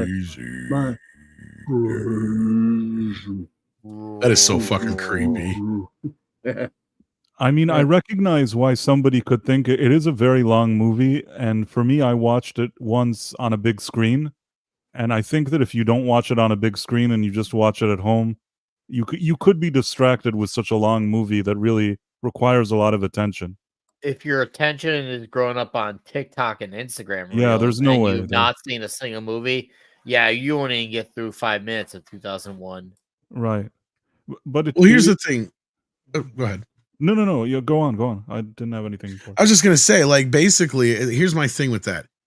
You can say that about a movie when it first comes out, but the chance to say that about that movie and ever be right, well, you're not right because the goddamn thing has lived on for 60 years past its due date. Right? Like, it's still talked about. 2001 is one of the most. There's three movies that I say are the most influential movies of all time. King Kong, 2001, agreed. Yep, and Star Wars. There's no three movies in history that have been more influential than those three, in my opinion. Jaws comes close. Jaws comes close. Correct. Citizen Kane. You ask a director though, and some may pick that, but my point is this: you ask a director, what made you become a director? Right. Director, or what movie did you want to see? The Last Generation. I knew I wanted to become a director the moment I saw that Star Destroyer come over my head. Okay, then the generation before that was I knew I wanted to be a director when I saw 2001. Then the generation before that said I knew I wanted to be a director when I saw King Kong. More directors cite those three movies over any other movies. Yeah. And I've watched so many interviews. Now, again, I'm not saying there's not exceptions to those, but a majority, and it's generally a generational thing, like I said. Because like George Lucas would sit there and say, yeah, he was more influenced by things like King Kong and then 2001 and stuff like that. And then same thing, you go down the line and they're like, yeah, more 2001 and Star Wars. And then down the line it was, yeah, more Star Wars and Jaws and Superman and comic book movies and Batman and so on. There's other movies down the line, but those three movies in history, I mean, then the next probably are, like you said, Citizen Kane, then probably Wizard of Oz and Gone with the Wind. Right. Godfather would be in the top. Godfather's definitely up there too. Rocky. Yeah. But those that I just mentioned are just ones that I've always heard directors in interviews mention, especially Star Wars with the modern age. Like I've heard that story so many times where they're like, I was 8 years old and I was sitting in a theater, and as soon as that Star Destroyer came over my head, I knew what I wanted to do. I've heard that so many fucking times. I know many people who could tell me the minute they saw the opening scroll and how much that stood out to them with the John Williams music and the scroll. Yeah, everything, almost every piece of dialogue from the movie, everyone could quote the hell out of A New Hope. Everyone could remember everything in order of how the movie happens in New Hope. Yeah, A New Hope was rarer than 1 in a million. That is the only one. Jaws was a huge movie, but I'm not so sure it was influential on directors because like Jaws was almost like a playbook of what not to do to make a movie. Yeah. But the other side of it, that was where the studios were like, how do we recapture this blockbuster thing? Oh, right? yeah. Like that was really like, how do yeah. we do that? And Jaws started the summer movie, right? Right. So yeah, the first blockbuster was probably Gone with the Wind, as far as like, you know, selling more tickets than any other movie in history. And then Psycho was another film where where I believe the term blockbuster actually came into play. It was either that or somewhere between Exorcist and Godfather, because those are the movies where you literally had people lined up outside the theater around the block to see the movie. And Psycho was that way because Hitchcock made it to where the theaters would not allow people to come in after the movie started. So people were making sure they were there before the movie started. So then you had you had lines of people that were waiting to get in for the first showing, and then when that would fill up, you had the people waiting outside in line for the next showing so they wouldn't be late. So that started that whole routine. And then when you get to Exorcist, Godfather, Jaws, those three movies literally had just, you know, tons and tons of people, more people trying to go see the movies than they had screens to show them on. Right? Like that is like, they never had those kind of problems really to that point. It was a new phenomenon. And they're like, how do we keep recreating this? You know, then you get a Star Wars and you get a Superman and you get, you know, every movie that comes out is bigger than the last. Indiana Jones, E.T., you know, and then they started building multiplexes. Like those movies that we just talked about are the reason they build multiplexes, right? They built them because they're like, we've got these movies that are piling people in the theaters now. And how do we, you know, accommodate that? But then now we've gotten to a point where in the past 20 years, people have gone like, I don't need to see that now. As Chris Gore points out so poignantly, Hollywood makes shit that people don't need. And trust me, when people are at the lowest points, when they're not going to worry about a fucking movie. They don't need to watch a movie. But sometimes a movie can pull you out of a depression, and that's where King Kong came in. Yep. That's where Star Wars came in. Right? Like we were coming out of the Vietnam era. People were tired of the dark, dour movies that were coming out of Hollywood. They needed something to lighten the mood. You know? And what were the next 3 or 4 most biggest films of the year? Star Wars, Saturday Night Fever, or Grease, and Star Wars, Grease, and Superman and shit like that. They're all very light fare. You know what I mean? It's just times change, people's tastes change, things change. I think right now that's why things like Godzilla and stuff are doing so well. Godzilla was another film that came out of, you know, Japan's depression era after World War II and stuff like that. So, you know, I think Star Wars also opened the floodgates. On one hand, maybe a lot of directors want to direct movies, but on the other hand, so many movies have tried to be Star Wars that, but they don't have the sort of heart that the movie does, which is why we have too many crappy blockbusters these days. Not only because of Star Wars, but it certainly was a turning point that opened a certain floodgate that was never shut. Well, I think what that opened was the idea that maybe, how do I put this? That the directors might have a vision, and if you have a visionary director like that, just go with it. Because the studio fought against Francis Ford Coppola on Godfather, Steven Spielberg on Jaws, but George Lucas didn't have, he just had like limitations and everybody else working against him. It felt like, I guess, on the picture from what it sounded like, because nobody else understood it but him at that point.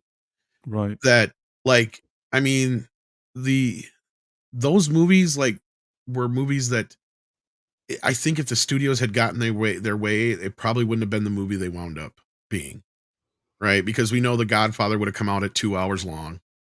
Jaws would have probably been stopped by the studio or another director brought in to finish it off, had Spielberg not passionately fought for that movie. And with Star Wars, like I said, nobody understood it until it came out. In fact, the studio didn't even have any faith in it whatsoever. The famous story is to get Other Side of Midnight, which was a movie based on a book at that time. To book that for your theater, you had to take Star Wars. Like that was the deal.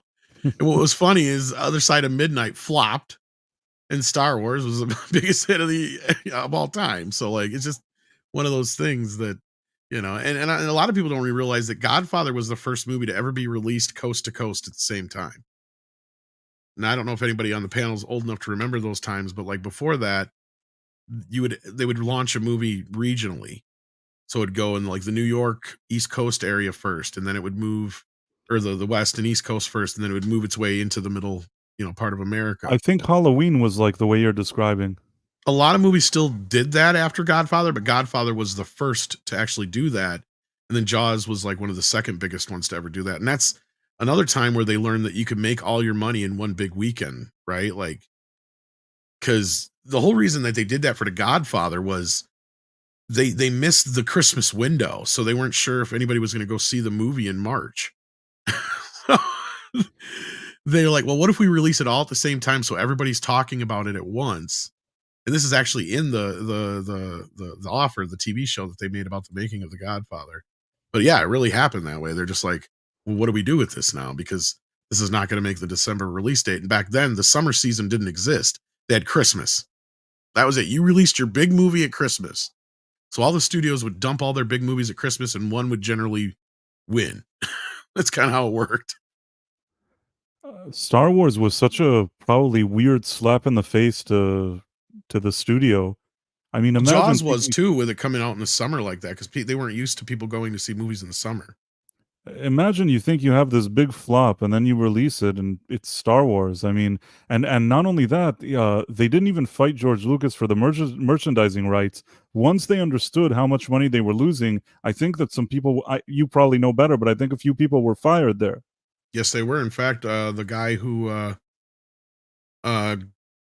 shit, what the hell's his name? Alan Ladd or something? Alan Ladd, yeah, the guy who actually told George, like, I don't know what the hell this is, but I liked American Graffiti. Here's $8 million. Go make your Space Dog movie. and since he didn't get the toy rights, they blamed him for Empire. And he's like, well, fuck you guys.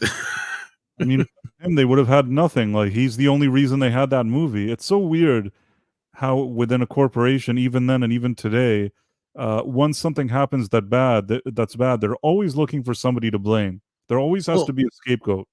That's one of those situations where you're damned if you don't, or you're damned if you don't. Because no matter what you do, you're going to get fired. If Star Wars had flopped, he would have got fired. Star Wars was a hit, he's going to get fired.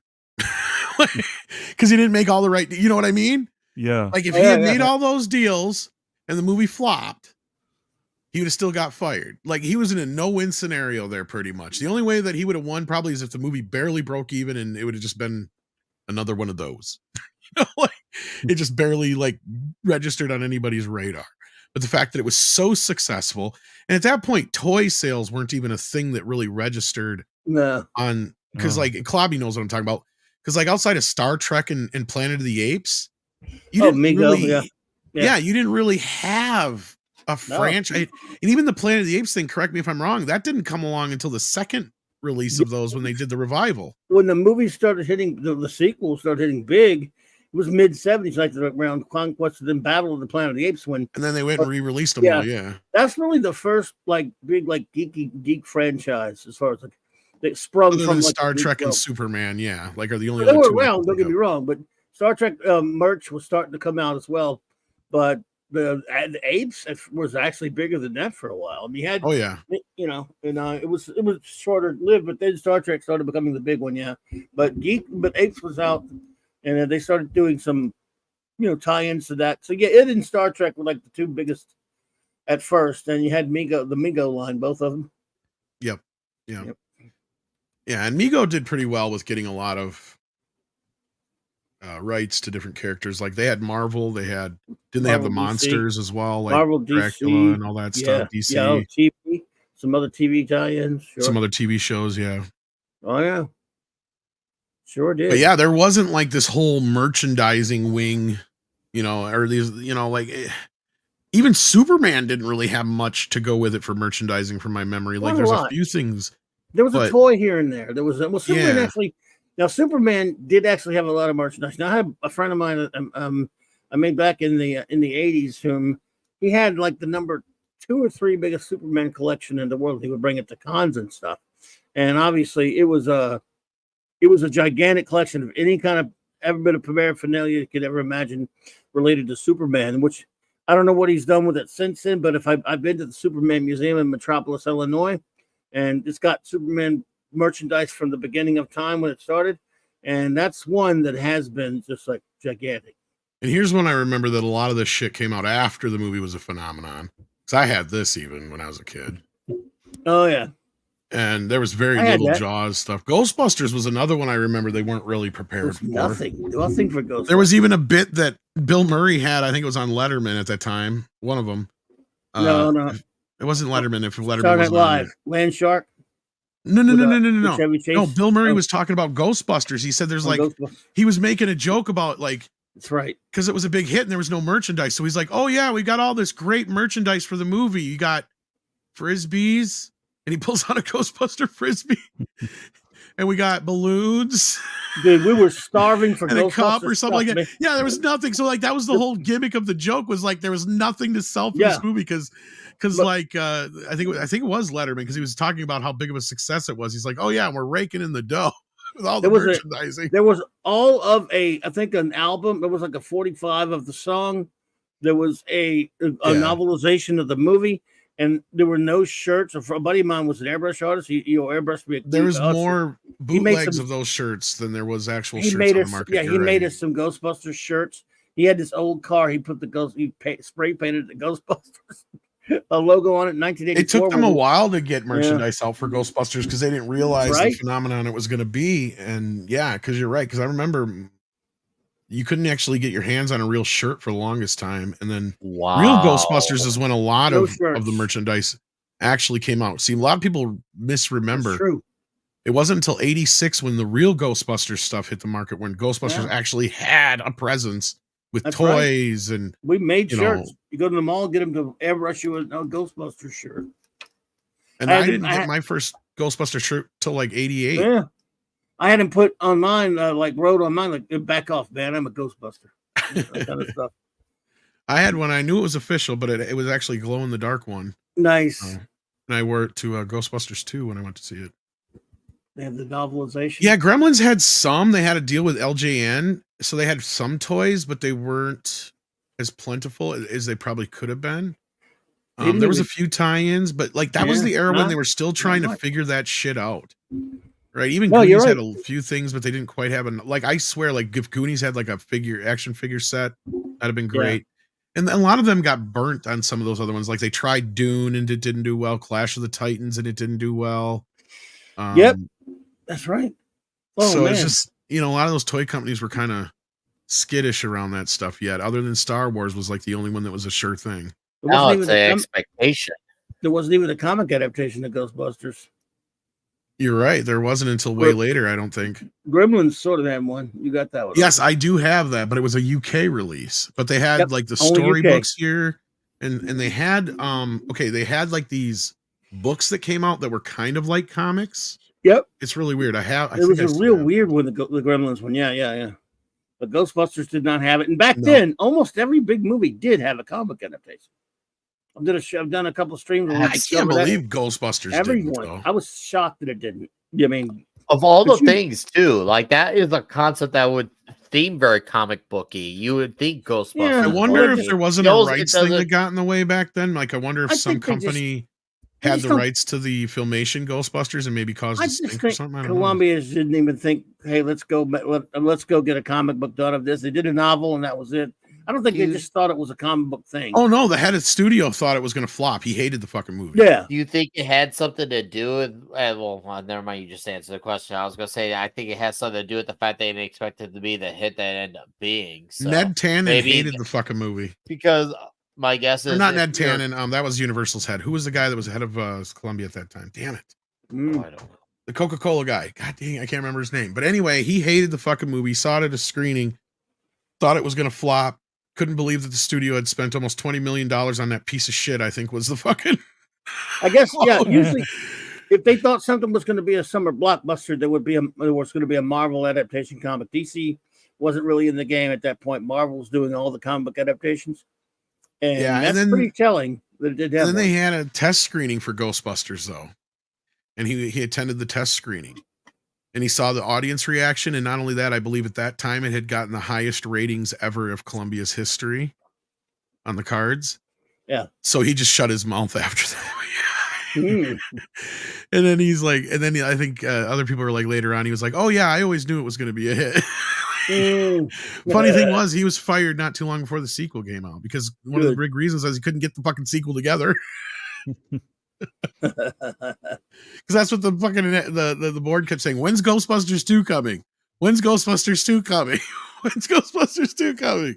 Because outside of Ghostbusters, the only big hits that Columbia really had at that time that had sequelization, going on with it was Karate Kid. So like they had two big franchises were Karate Kid and the Ghostbusters. And like, when's Ghostbusters 2? Because Karate Kid 2 made more money than the first one. That was one of the rare sequels of the 80s. Because a lot of people, I know you kids are like, if you make a sequel, it's going to make a hell of a lot more money than the first movie. That never used to be the case.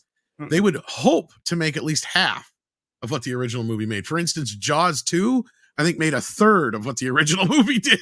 Even Empire did make more than Star Wars. Yeah, Empire actually was a little bit of a tick back. I think Return of the Jedi did a little bit better than Empire, though.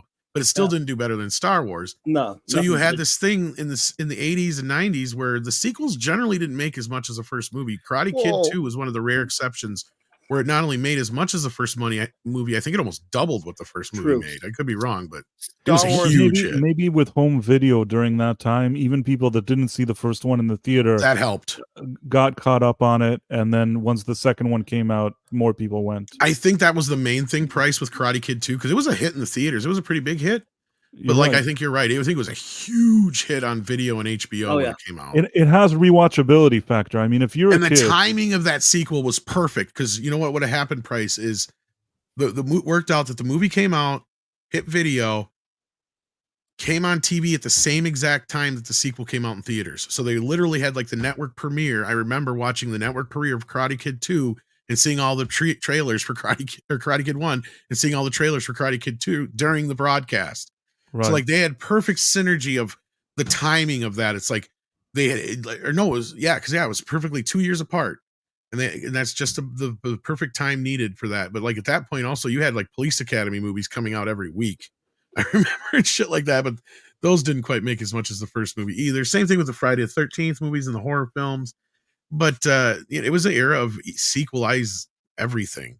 I think it was like, what year was it? Like 89 had more sequels than anything else. I think it was. I liked a lot of the Police Academy before movies. Recent years. Later, I found out that they're considered bad. I look at reviews and they're like, "Oh, these movies are awful," and I don't know why. Those are people with bad taste. I thought the first one is the best. It's hilarious, but I even enjoyed Citizens on Patrol or whatever. Even the ones that they're like, "This is the worst movie ever." Ones, yeah. Zed and Sweet Chuck. I like all of that. Probably anytime Gutenberg is still in it, I think I like those movies. Once Gutenberg is gone, they kind of lost me. I still watch them, but the fifth one's okay, but that's just because it's a Lassard movie. Right. I figured that out when I was an adult. As a kid, I just was like, whatever. But I just watched them recently because they just put them out on Blu-ray again. And I'm like, I kind of like the fifth movie more than I did when I was younger, but I realized why. I'm like, oh, it's because this is a Lassard movie. He's the main character in this one, and that's why you don't really need the rest of the other guys. But you're right. Once you hit part 6, and was part 6 the one that the commissioner? Sorry for the spoiler. That the commissioner is the bad guy or something. City Under Siege. Yes, that was some really dumb stuff. 5 is Miami, right? Yes, and that's where where Lassard thinks it's all a big show while he's been kidnapped. It was watchable, but really, I think 1 to 4 for me. What helped is you had the guy kidnapping him is the dude from Star Trek who played Odo or whatever. Yes, Odo. Ray Bergeramois. Thank you. Yes, and he's so great and funny in that. Sorry, go ahead, Cece. He was also in Benson, but nobody ever watched Benson except me. I like Miami. I'll stand by that movie, but the drop off once you get to Mission to Moscow. Oh God, that's not even. I don't even want to mention that one. I barely consider that a film. That's really embarrassing. But I will certainly stand behind behind Miami. That was entertaining. Because I like when near the end they're like, I can't do it. I can't kill the old man. Because I like him too much. But they're just ready to kill fucking. They couldn't kill what's his face fast enough because Harris. They wanted to kill him right away. Was Mauser in 2 or 3 or both? 2 and 3. 2 and 3. Yeah. And then they brought Yeah, I liked Mauser all right, but then they brought back Harris because he was also great. Yeah, him and Proctor, like Mauser and Proctor were okay. Harris and Proctor was fucking gold. Yes, I agree. And that's what 7 was missing was Proctor, because you basically had G.W. Bailey being a klutz. It's like, no, he's not the klutz. Proctor's the klutz. Right? He's the one who fucks everything up. Oh, I love those two together. They're great. One thing I remember about Mission to Moscow, because your sister married my cousin. All the Police Academy movies were together at the movie store for the rentals, right? And then somewhere in the far off corner of the store was Mission to Moscow, and that's how I found it. And I was like, what is this? Wait, is this a Police Academy movie? What's it doing here and not with the other ones? Well, it was released like 5 years after the last one, yeah. Did you realize they had 2 TV shows as well? 2? That I didn't know. Yeah, the cartoon. Oh. And then they had an hour-long TV show. It's like, why it was an hour long, I do not know. But it had like nobody from the movies in it. Once in a while, you'd get a cameo from like Tackleberry or like Jones, I think, showed up once or twice. But yeah, it was unwatchable almost. It was bad. Wow. They drug it out for a while. It was just like, okay, let this rest for a bit. Well, how long did it last? It was just dragging out the franchise altogether over 10 years. I mean, the series, though. Well, maybe a season or 2. The animated series, I think, was the same thing, like a season or 2. Wow. Yeah. Crazy. Yeah, I mean, the cartoon wasn't so bad. It was all right. The worst part of the cartoon was the voices they had sounded nothing like the characters. Like they didn't even try. But they looked all right. I'm like, well, the cartoon versions looked okay, but you're like, they don't sound anything like them. So, but anyway, we went on a way long tangent there. But thank you, Pilgrim Media, for your super chat before. I think we got this one already. We did. So thank you for that. And with that, I think we're going to wrap this up. So, Nick, what you got coming up? Nicholas. Well, tonight I'm doing Toxic Tuesday. Yeah, I was going to say, no, it's not Toxic Tuesday. Tonight's Thursday Night Throwdown if he shows up. Did he step away and I missed it? Or I tried to impersonate him, although I admit it wasn't the best impersonation. Yeah, just do that. Well, tonight there's Toxic. Why do I keep saying Thursday Night Throwdown on Comics Division channel? Y'all should check it out. I didn't know Karate Kid.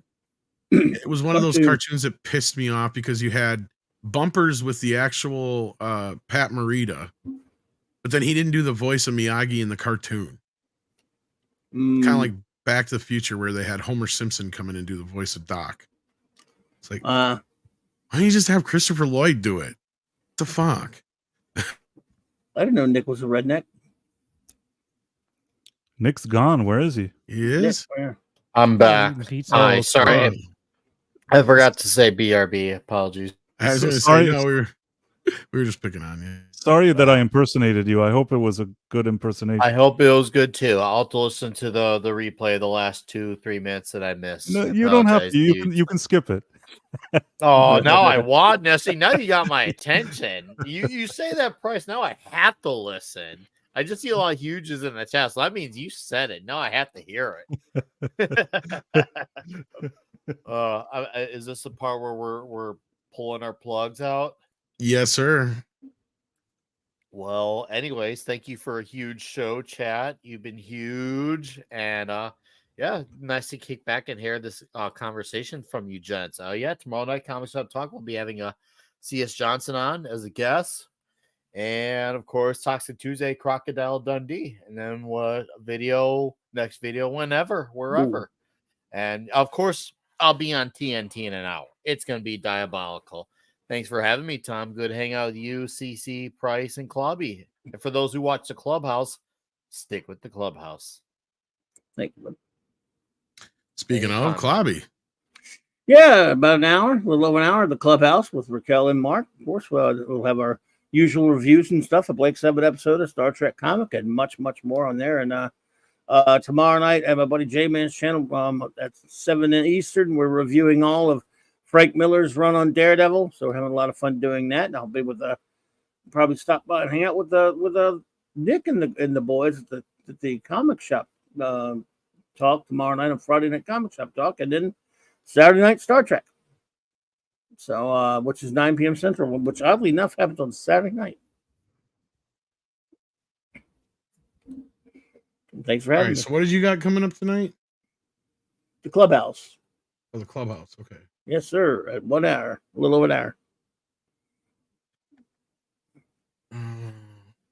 I have Quantum Leap at 10. If anybody likes Quantum Leap, go ahead and plug it. I'm trying to find your Clubhouse thing though. Oh, it's on my page. On my live channel, which is Price of Reason Live, there's a 10 p.m. something that we do every week that we watch old episodes of Quantum Leap, the classic series, kind of do a review and discussion about it. So that's happening at 10 p.m. tonight. Awesome. Script usually joins it for those, don't he? Yes, and I'm hoping that he joins today. I know he's been a little busier recently, but hopefully he'll be there. Which time zone? Tell him the time zone, Price. Oh, it's 10 p.m. Eastern, so that would be 7 Pacific, 10 p.m. Eastern. All right. And then we've got CC. Tomorrow night is Friday night, and that's when we sing karaoke on my channel. Usually around 10 p.m. Pacific. Awesome sauce. And me, I have no idea what I'm doing yet. I might show up on the Thursday night Cerdo. I may not. I don't know. Depends on what they're talking about. Depends on if I'm in the mood. Depends on if I'm awake. Fair enough. I might go watch some Ray Harryhausen movies. I don't know. Because I got this finally. This is something I've been coveting for a while. And it went on sale. Oh, really? Harryhausen, yeah. For those who can't see, I'll make it myself bigger. Almost all the Ray Harryhausen movies. I got almost all of his movies. Oh, man. Because I also have this one here. And love it, dude. This one here. And then I got the Gwanji one coming. And then I also got Clash of the Titans, of course. Oh, man, I love Valley of Gwanji. I thought I was the only one. Saw that at the theater in 1968. So, damn. Love it. Got to do the Harryhausen. Harryhausen rocks. Oh, yeah. So, I don't know. We'll see what happens. I'll see what you guys are talking about over there. But, yeah. With that, we're going to probably get out of here eventually. Sometime between now and forever.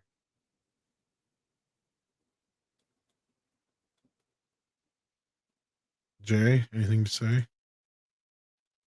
Is he though?